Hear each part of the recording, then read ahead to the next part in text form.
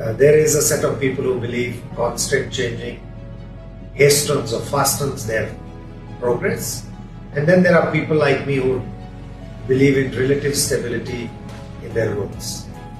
I can only argue in the favor of my approach. I will not necessarily demonize the other method. For you to move beyond exposure to expertise, you need to do a task or a job or a role for a certain period of time. You also need to learn how to build institutions.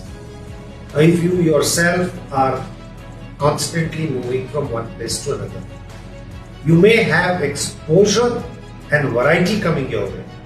I don't see how you are learning to build institutions. And if management is fundamentally about building institutions for the long term, and long term is not essentially your grain, I see a fundamental problem in that thing. Somewhere in between, maybe 2 is too less and 5 is too long for a role.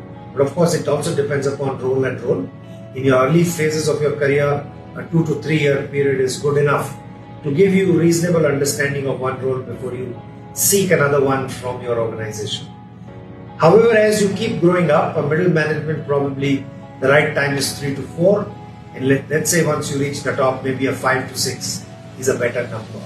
But more than number itself, these are indicative in nature.